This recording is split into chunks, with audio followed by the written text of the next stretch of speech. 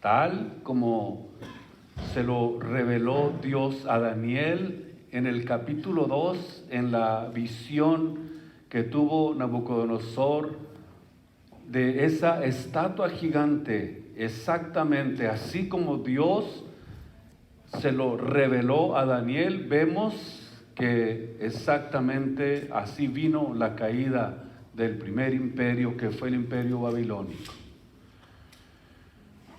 Y vemos aquí que lo había ya profetizado Daniel, y vemos que aquí se está escribiendo su sentencia, en el encalado de una pared.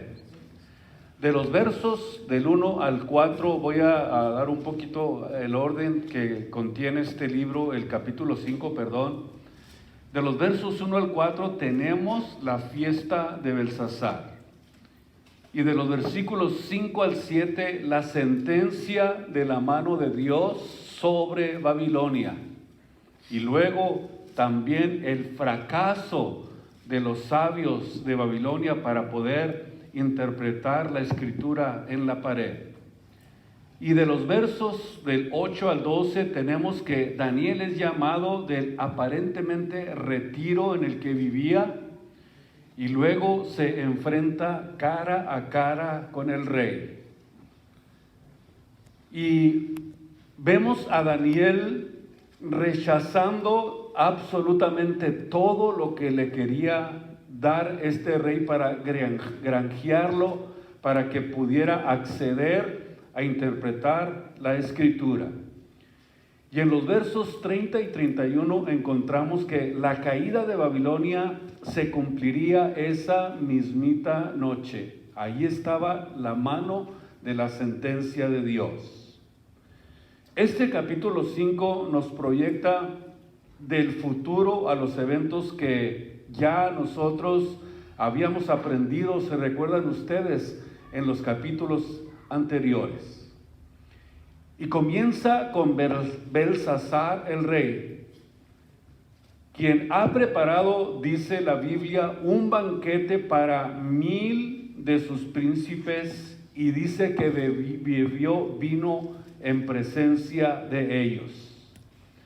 Pero, ¿qué les parece si hacemos una investigación aquí para tratar de identificar quién era Belsasar?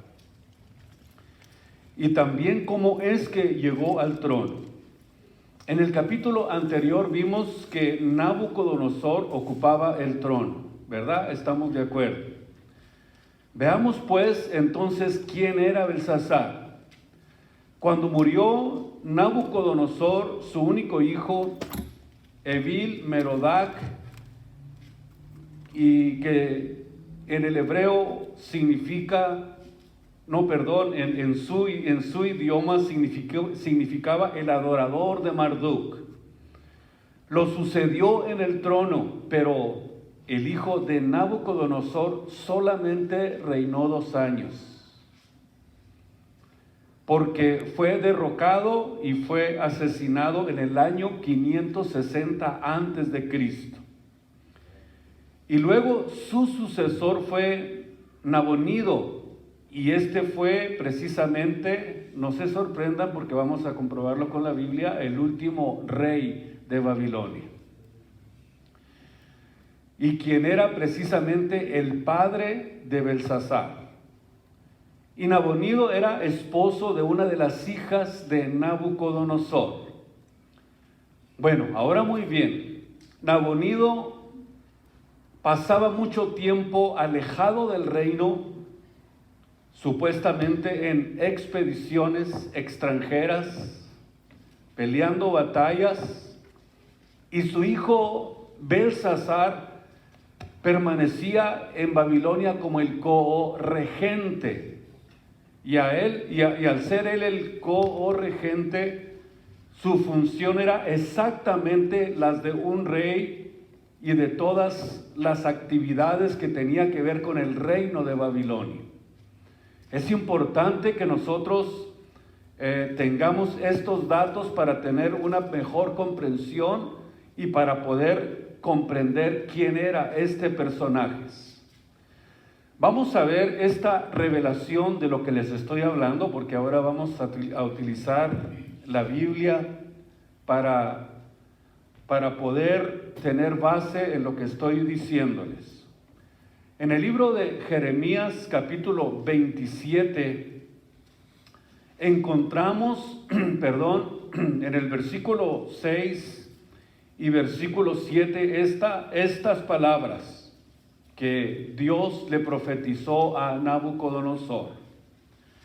Y ahora yo he dado todas estas tierras en manos de Nabucodonosor, rey de Babilonia, mi siervo, dice Dios, y aún a las bestias del campo le he dado debajo para que le sirvan. Y todas las gentes le servirán a él, ¿y a quién? Y a su hijo, y al hijo de su hijo, es decir, a su nieto. No sé si ya la captaron. Y si no, pues ustedes poco a poco en su casa, allí tranquilos, con un cafecito, con una dona, repásenlo y van a ustedes a descubrir esta gran verdad que les estoy mostrando con la Biblia, la palabra de Dios. Es decir, que este reino sería generación tras generación, y esto es algo que la Biblia nos revela. Por ejemplo, si ustedes le dan unas vueltitas al libro de Jeremías, si se van al capítulo 52, versículo 31 en adelante, vamos a descubrir exactamente esta gran verdad, que es precisamente una gran revelación que ahora ustedes y yo estamos disfrutando por la palabra de Dios. Isaías 52, versículo 31, dice: y acaeció que en el año 30, es decir, en el año 30, a partir de que comenzó el reino de Babilonia, vemos un acontecimiento que es verdaderamente impresionante. No solamente descubrimos en la Biblia que este Nabucodonosor tenía a este hijo, sino que vemos también que cuando comenzó a reinar su hijo, le dio la libertad al rey de Judá, al rey Joacim. Vamos a verlo. Dice que y 7 años de la a los 37 años, o sea, es decir, que Joacim tenía 37 años en cautividad. En el mes duodécimo, a los 25 del mes, Evil Merodach, o Merodach, como le quieran llamar, rey ¿de dónde? De Babilonia. ¿Quién era este rey? Hijo de Nabucodonosor. En el año primero de su reinado, alzó la cabeza de Joacim, rey de Judá, y lo sacó de la cárcel, y habló con él amigablemente, e hizo poner sus sillas sobre las sillas de los reyes que estaban con él en Babilonia. Hizo mudar también los vestidos de su prisión, y comía pan delante de él siempre, todos los días de su vida, y continuamente le daba ración por la del rey de Babilonia, cada cosa en su día, y por todos los días de su vida, hasta que Joacim murió. ¿Qué es lo que estoy tratando de decirles? Que este personaje que estamos hablando era un hijo de Nabucodonosor, quien solamente, nuevamente lo repito, reinó solamente 2 años, porque fue asesinado. Entre Evil Merodach, hijo de Nabucodonosor, y Nabonido, hubo otro, que era precisamente el padre de Belsasar, hubo otro rey, nada más que ahorita no recuerdo su nombre, pero también fue asesinado, y escuchen ustedes, por la ambición del poder. Después de la muerte de Nabucodonosor, vemos que comenzó una pelea, una lucha por el reino.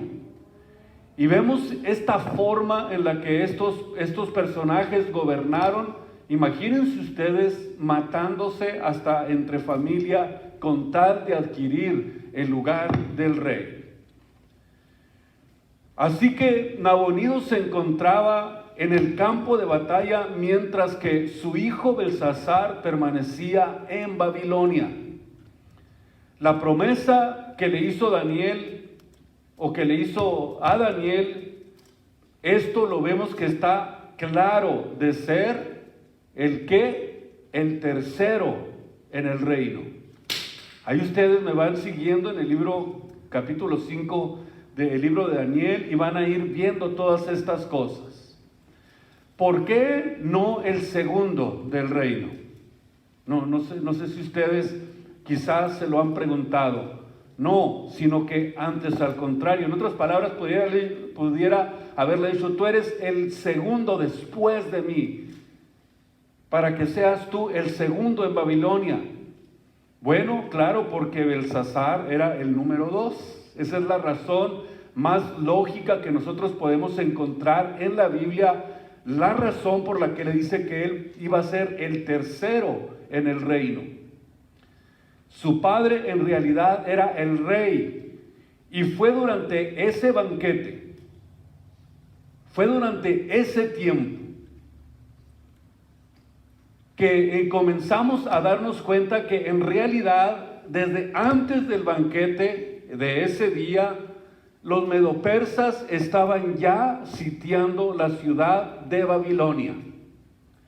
Y se apoderaron de la ciudad, escuchen ustedes, desviando el canal del río Éufrates que pasaba por en medio de la ciudad y permitiendo que su ejército pasara a través de las murallas de la ciudad. Imagínense ustedes una ciudad como la de Babilonia, amurallada, de una manera segura, con vigilantes, pero se les durmió en una cosa que es por donde entraba el río Éufrates. Me imagino que muchas de las veces, ¿cómo se puede sentir a veces una persona segura? Decir: yo estoy seguro, yo sé que no me va a pasar absolutamente nada, pero siempre cuando confiamos en nuestra propia seguridad, vamos a encontrar grietas por donde vamos a encontrar que sí, efectivamente, el hombre no es perfecto y tiene debilidades, tiene grietas, a pesar de que se sienta seguro. Entonces, vemos esta parte débil donde vemos que al desviar el agua, ellos pudieron entrar libremente a la ciudad de Babilonia. Cuando no estaba Nabonido el rey, porque se encontraba en una batalla, se encontraban sin ejército. Entraron y encontraron que en lugar de estar atentos a lo que estaba sucediendo, estaban en una fiesta, en una orgía realmente, de acuerdo a lo que la Biblia describe. Completamente descuidados del enemigo y pasándosela muy bien, tomando vino a morir, de tal manera que encontramos el descuido y la falta de experiencia de un hombre que no se dio cuenta que estaba sitiado y que el enemigo se coló a la ciudad.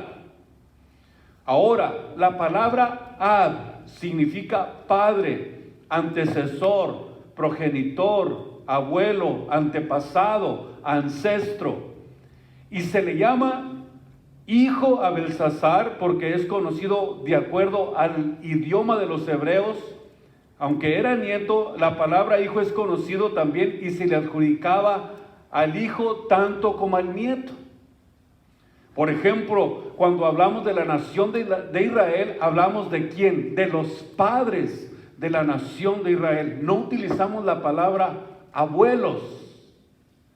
Esa es la razón por la que nosotros encontramos aquí en el capítulo 5 que Daniel le dice que no honraste, ni cuidaste, ni tuviste cuidado como lo hizo tu padre Nabucodonosor. ¿Por qué?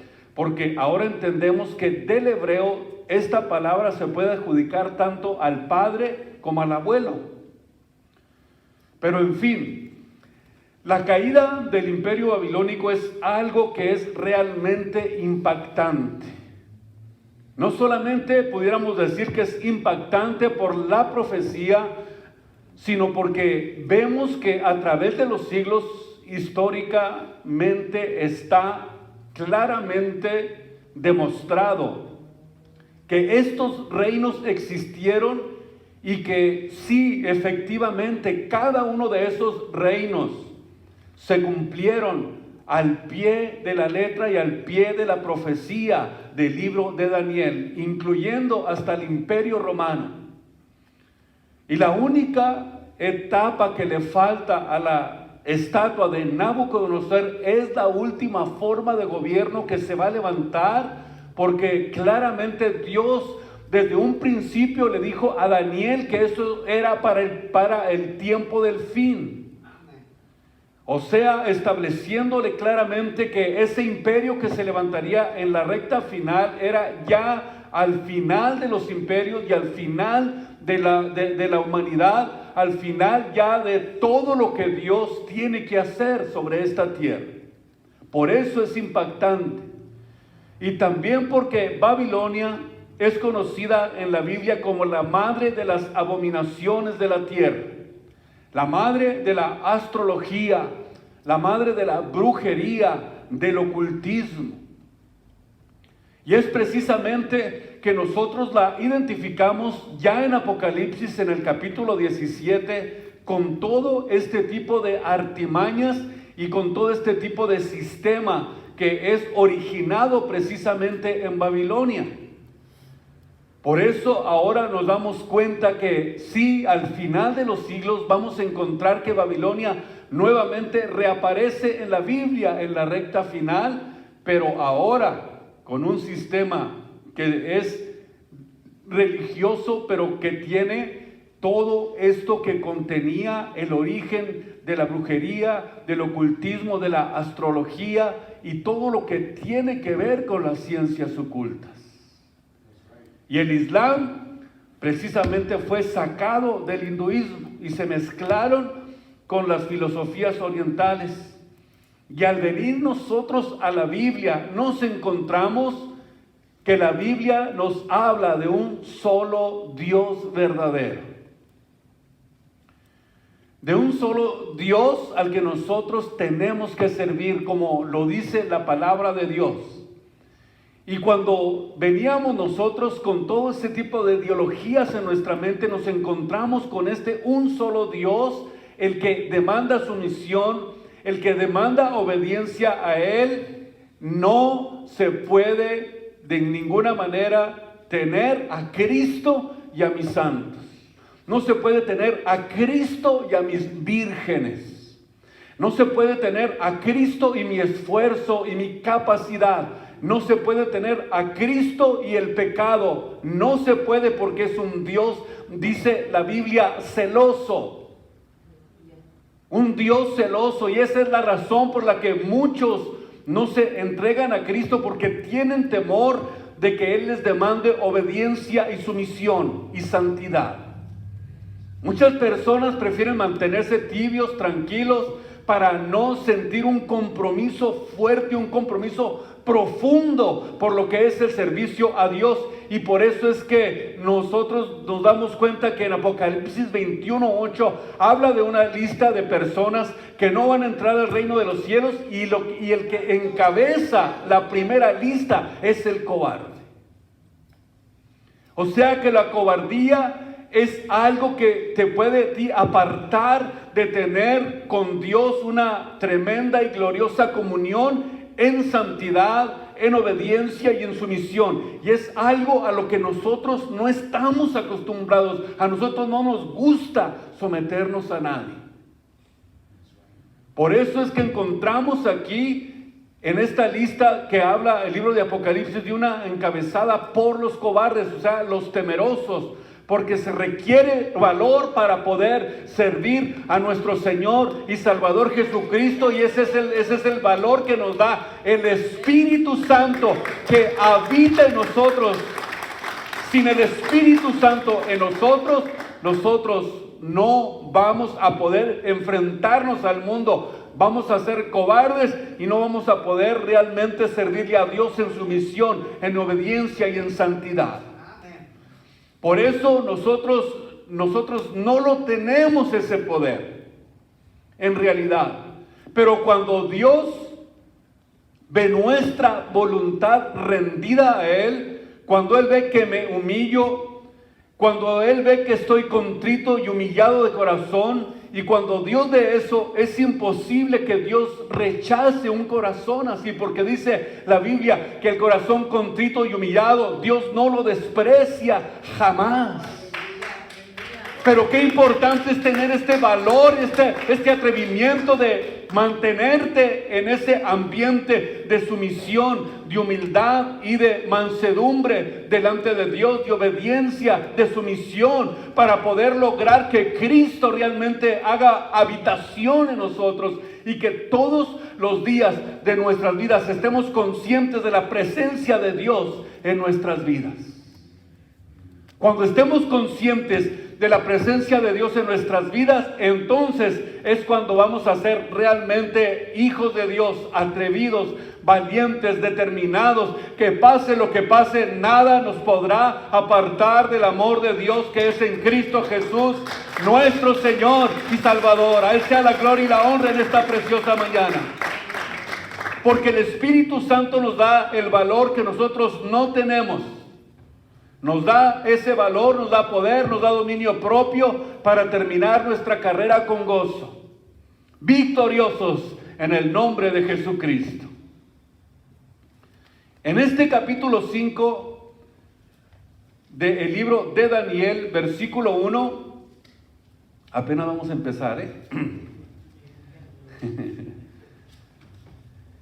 encontramos que el rey Belsasar hizo un gran banquete, un banquetazo, donde dice que invitó a 1000 de sus príncipes. Y en presencia de estos 1000 príncipes estaba bebiendo vino. Aquí Daniel nos introduce al palacio. Vean ustedes, del versículo 1 al versículo 4. Dice que con el gusto del vino mandó que trajesen los vasos de oro y plata que Nabucodonosor había traído del templo de Jerusalén. ¿Se recuerdan ustedes cuando invadió Jerusalén y trajo estos utensilios que pertenecían al templo de Dios? Y se atrevió a algo que ni siquiera Nabucodonosor, su padre o su abuelo, se había atrevido.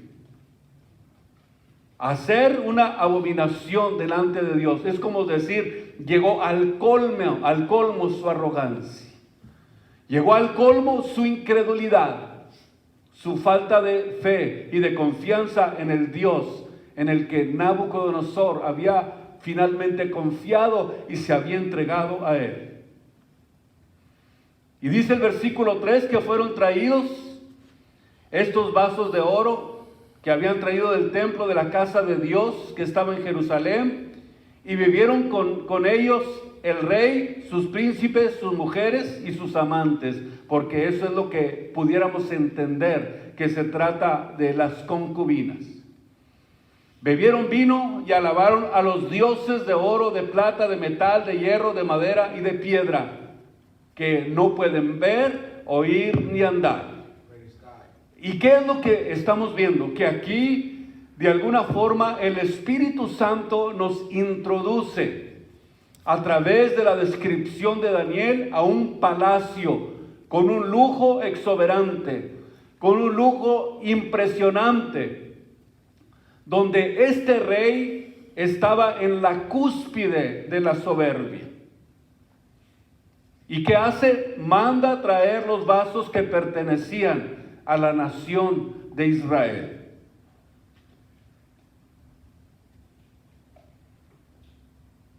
Precisamente vasos que Nabucodonosor había traído de Jerusalén, y los manda a traer para emborracharse. Y lo único que nosotros podemos entender, que el corazón de este rey estaba de alguna forma lleno de burla hacia las cosas sagradas, hacia las cosas de Dios. Esto es lo que proyecta este tipo de actitud: burla hacia Dios, burla hacia el único Dios vivo y verdadero, al Dios de Israel. Burla a todas las ideologías que a lo mejor pueden llegar a nuestras mentes, diciendo: yo creo en la evolución, yo creo en el sistema de pensamiento de los hombres que se han levantado con ideologías antisemitas, con ideologías que tienen que ver con el ateísmo, con el karma, con las filosofías orientales. Digamos que es un tipo de burla en el que una persona se puede levantar en contra de Dios. Este tipo de actitud la encontramos en este rey, burlándose del Dios verdadero. Es muy probable que viviera una vida totalmente desordenada. Imagínense ustedes qué tipo de vida vivía. Y los utilizaron con menosprecio en las manos de los babilonios.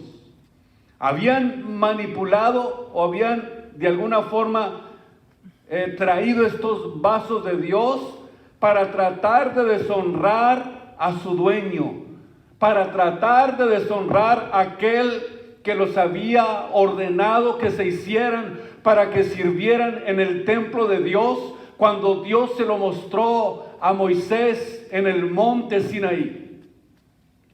Y en aquella misma hora, escuchen ustedes qué susto se han de haber llevado.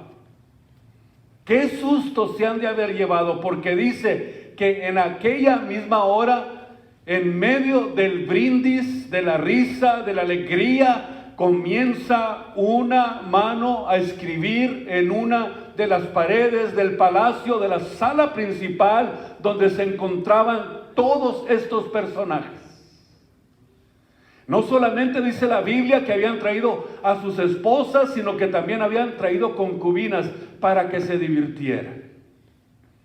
Es, por decirlo, llegando al límite no solamente de la burla, sino que también vemos la inmoralidad, vemos todo aquello que aborrece Dios precisamente, y vemos que estaban de alguna forma metiéndose en un asunto donde Dios tenía que intervenir.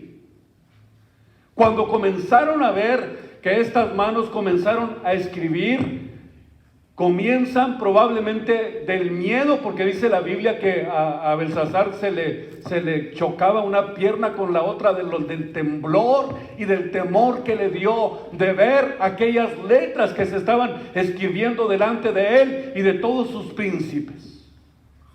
Quizás comenzó a hacer un examen de conciencia y a caer en cuenta de su error, porque se atrevió a hacer algo que ninguno de sus antecesores se había atrevido a hacer. Aquí vemos que la respuesta de nuestro Dios a un desafío irreverente fue un juicio tan real y tan verdadero y tan claro, que del 23 al 28 vemos cómo viene el juicio de Dios sobre todos aquellos que se han burlado de él. De los versos 5 al 8 vemos aquí una idolatría, una inmoralidad y una soberbia llevadas al extremo. Y esto es precisamente cuando todo se convierte en algo extremo. Eso significa que Dios tiene que actuar. ¿Por qué? Porque vemos que esto fue llevado completamente al extremo, porque por la historia sabemos que los gobernantes de la antigüedad eran conocidos por ofrecer este tipo de fiestas, y con sus miles de invitados, y hacían alarde de su poder, hablaban de sus riquezas, de sus logros, de su gloria, de lo que tenían. Y yo me imagino que aquí Belsasar se estaba dando el paquetazo de su vida, creyéndose que estaba seguro, creyéndose que no había nada que pudiera suceder. Pues hago esto o aquello, me voy para allá, hago esto, hago lo otro, me echo una cana al aire y no pasa nada. No es cierto que Dios existe. ¿Qué tipo de actitud puede tener un cristiano y no darse cuenta de lo que se está arriesgando, no dándose cuenta del error que está cometiendo? Porque Dios es un Dios que cuando llega el momento de su justicia hay consecuencias, pero Él dice que tiene paciencia, no queriendo que ninguno se pierda, sino que todos procedan a un fiel arrepentimiento. Lo que tiene Dios es paciente. Dios tiene paciencia, no va a enjuiciar por enjuiciar. Vemos el alarde con que estos personajes comenzaron a actuar. Imagínense a Belsasar hinchado como pavo real, hablando de su gloria, hablando de su grandeza, de su riqueza, de la maravilla de la ciudad de Babilonia. Gloria al Señor. Y en esa misma noche de la orgía, el ejército medo-persa estaba alrededor de la ciudad de Jerusalén, de Babilonia, perdón, completamente sitiada.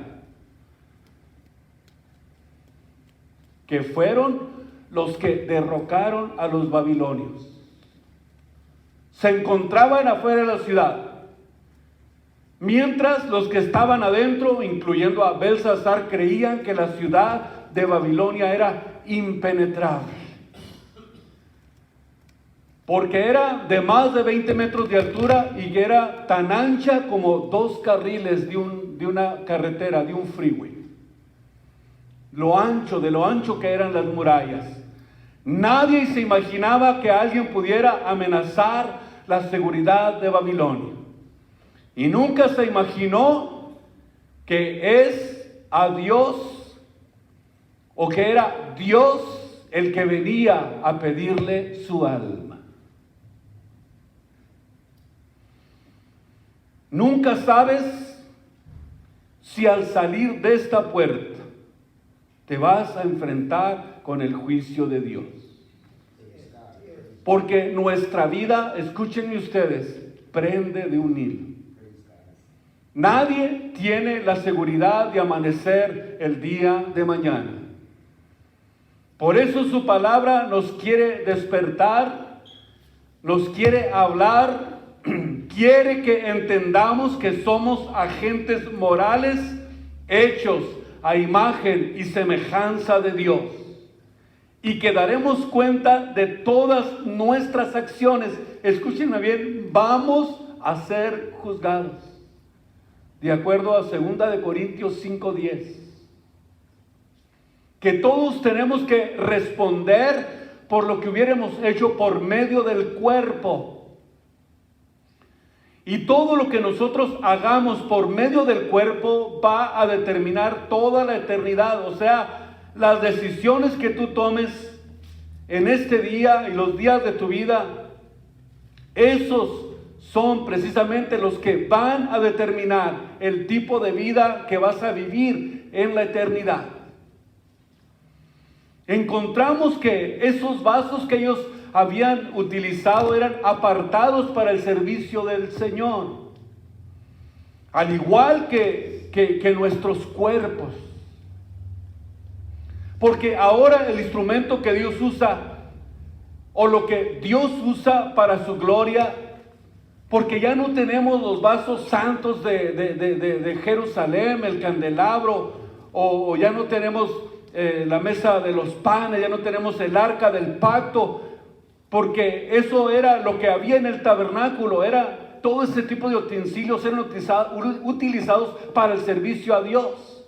Es más, ni siquiera este edificio es solamente un edificio. Pero muchos todavía tienen la idea de voy al templo creyendo que Dios está allí, y cuando entres, no hables, cállate. Se nos quedó la costumbre de Roma. La iglesia, escúchenme ustedes, la iglesia El cuerpo de Cristo somos nosotros. Aleluya, santo. Y ahora el único instrumento que Dios usa para que nosotros le sirvamos, escuchen ustedes, es nuestro cuerpo. La Biblia nos dice que debemos de presentar nuestros cuerpos en sacrificio vivo, agradable a Dios. ¿Qué es lo que tengo que presentar? Mis brazos, mis manos, mis pies, mi boca, mis ojos, mis oídos. Todos los miembros del cuerpo tienen que ser prestados. Dios quiere que los traigas para que puedas ofrecerle un sacrificio vivo agradable a Dios. ¿Por qué un sacrificio agradable a Dios? Un sacrificio vivo, porque la carne jalonea. ¿A quién no le hubiera gustado estar ahorita en la cama? Ni les digo levanten la mano porque se van a brincar, ¿no? Pero ¿qué significa? ¿Qué estamos haciendo? Estamos sacrificando. ¿Por qué sacrificamos? Porque caminamos por fe. Ahora el instrumento que Dios utiliza es nuestro cuerpo. Nuestro cuerpo tenemos nosotros que adaptarlo, tenemos que presentarlo delante de Dios y no darle lo que quiere, porque siempre quiere lo malo. Siempre. Ni le pregunten, porque va a decir, vámonos a dormir. O vámonos a la fiesta, o vamos a esto, o vamos, pero nunca quiere venir a adorar a Dios. Por eso es que es un sacrificio. Cuando venimos aquí a exaltar y a glorificar a Dios, estamos haciendo sacrificio de alabanza y de adoración, porque traemos el cordero y aunque ande brincando, aunque brinque y aunque se enoje, le da toda la gloria y la honra al Dios que lo crió. ¿Por qué? Porque ahora el que toma el control de nuestras vidas es el Espíritu Santo. Por eso es que ahora sacrificamos. Por eso Dios dice, dame tu cuerpo. Porque es lo único que amamos más. Y si no, dígame, ¿a poco no se vio en el espejo esta mañana? Y se chuleó y dijo aquí, acá, y acomodó las greñas. ¿Por qué? Porque es lo que más amamos, nuestro cuerpo. Dios nos pide lo que más amamos, y si tu cuerpo no funciona, y si no lo cuidas, y si lo degradas, y si lo profanas, usándolo equivocadamente, oyendo lo que no debes, usando de la forma que no debes, ¿saben qué? Porque es muy importante que entendamos 1 Corintios capítulo 6, que nuestro cuerpo es templo del Espíritu Santo. Vamos a ver lo que el apóstol Pablo escribió, 1 Corintios capítulo 6, versículo 15, y vamos a ver una descripción perfecta de lo que es el servicio que estamos dando a Dios por medio de nuestro cuerpo. Dice en el versículo 15, ¿no sabéis que vuestros cuerpos son ¿qué? Miembros de Cristo. ¿No saben que sus cuerpos son miembros de Cristo? Quitaré pues los miembros de Cristo y los haré miembros de una ramera. Imagínense ustedes lo que contiene el pecado. Lejos sea, dijo el apóstol Pablo. ¿O no sabéis que el que se junta con una ramera es hecho carne con ella en un mismo cuerpo? Porque serán, dice, los dos una sola carne. Pero el que se junta con el Señor es un espíritu, es un mismo sentir, un Señor, una fe, un bautismo, un Dios y Padre de todos. Vean ustedes la unión que hay con Cristo, y dependiendo qué tipo de servicio estás dándole a tu vida, a tu cuerpo, qué le estás dando, de qué lo alimentas, de qué lo llenas. Vemos algo impresionante. Huid, versículo 18, de la fornicación. Huyan de la fornicación. Cualquier otro pecado que el hombre hiciere fuera del cuerpo es, mas el que fornica contra su propio cuerpo fornica. ¿O ignoráis, versículo 19, que vuestro cuerpo es templo del Espíritu Santo, el cual está en vosotros, el cual está en tu vida, el cual tenéis de Dios y que no es de ustedes.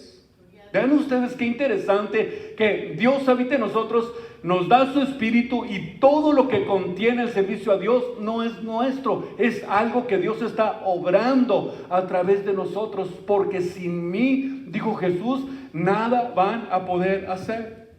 Porque comprados sois por precio, glorificad pues a Dios en vuestro cuerpo y en vuestro espíritu, los cuales son de Dios. Son de Dios. Y si le damos unas 2 vueltitas a la página hacia atrás, en el versículo 3, versículos 16 y 17 dice: ¿no sabéis que sois templo de Dios y que el Espíritu de Dios mora en vosotros? Si alguno violare este templo, el cuerpo, este cuerpo, lo que es la parte donde nosotros estamos dando este sacrificio a Dios, Dios va a destruir al tal. Porque el templo de Dios, el cual sois vosotros, es santo. Porque somos santificados no por nosotros, sino porque el Espíritu Santo mora en nosotros. Por eso dice Romanos 12:1: así que, hermanos, os ruego por las misericordias de Dios que presentéis vuestros cuerpos, escuchen ustedes, en sacrificio vivo, santo, agradable a Dios, que es un culto racional. Es una forma más racional de servir a Dios. Es la forma más simple de poder servir a Dios. ¿Por qué? Porque de acuerdo a la Biblia, Dios abomina la inmoralidad. Porque es el veneno más destructivo que anula los pensamientos, que contrista el Espíritu Santo que está en nosotros y deja de ser tu guía y te apartas de la verdad. ¿Qué es lo que sucede cuando contristamos al Espíritu Santo? Cuando permitimos que entre todo tipo de inmoralidad a nuestras vidas, el Espíritu Santo se aparta y ya no somos guiados por la verdad. Ya somos guiados por lo que sentimos, por lo que pensamos, por el rencor, por el odio, por el chisme, por lo que oyes. Allí estás, pero muy bien acomodado. Es la verdad. Te apartas de la verdad. Porque la inmoralidad, toma tu mente. Y muchas veces nuestros hijos creen que los queremos controlar. No, antes al contrario, queremos cuidarlos, queremos advertirles de los peligros que les esperan saliendo de casa, saliendo de nuestra casa. Y Dios anhela que nosotros les entreguemos o le entreguemos todo lo que es, todo lo que tiene que ver con nuestro cuerpo como un instrumento santo, agradable delante de Dios, delante de sus ojos, porque Satanás sabe que si ataca nuestro cuerpo, escuchen ustedes, ataca nuestro destino. Escuchen esto, jóvenes. Él sabe que atacando nuestro cuerpo va a destruir nuestro destino. Va a destruir todo lo que Cristo ha hecho, todo lo que Cristo ha levantado en nosotros. Todo lo que Dios ha hecho con nosotros va a ser destruido. Y esa fue precisamente la exhortación que Cristo Jesús dio en el libro de Lucas capítulo 21 y versículo 34. Quiero que ustedes vayan aquí a esta porción conmigo, a Lucas 21, versículo 34. Mirad pues por vosotros que vuestros corazones no sean cargados de glotonerías, de embriaguez y de los cuidados de la vida, y venga de repente, escuchen ustedes, como le sucedió a Belsasar, que venga de repente el aviso de Dios que llegó el tiempo del juicio. En otras palabras, que no te vaya yo a agarrar en aquel día descuidado, que no te vaya a agarrar en aquel día con una arrogancia extrema como le sucedió a Belsasar, a sus príncipes y a todos los que estaban dentro de la ciudad de Babilonia, porque llegó el juicio de Dios. Nadie te va a cuidar más que tú mismo. Y esto es de repente. Cuando salimos al trabajo no sabemos si vamos a regresar. No sabemos si al salir de casa ya no vamos a ver a nuestra esposa, a nuestros hijos. Porque es de repente cuando llega esto a nuestras vidas, pero nosotros no estamos en tinieblas para que aquel día nos sobrecoja como ladrón. Antes, al contrario, estamos velando y orando para que no caigamos en la tentación, para guardarnos hasta la venida de nuestro Señor y Salvador Jesucristo. Ya nos queda muy poco tiempo, amados del Señor. No hay que mirar hacia atrás, vamos hacia adelante. Ya no podemos regresar. Así que cada día diles a tus hijos, dile a tu esposa que la amas, porque no sabes si va a ser el último día que los abraces. No lo sabemos. Pero en esta mañana, ¿qué te parece? Si nos mantenemos firmes, preparados, listos para encontrarnos con nuestro Señor Jesucristo, pase lo que pase, venga lo que venga sobre nuestras vidas, Cristo está conmigo como poderoso gigante. Él está con nosotros. Y Él quiere en esta mañana tratar con tu vida. Ten cuidado de la arrogancia. La caída puede llegar. Por eso necesitamos estar listos en esta mañana. ¿Qué te parece si tomamos un tiempo de devoción para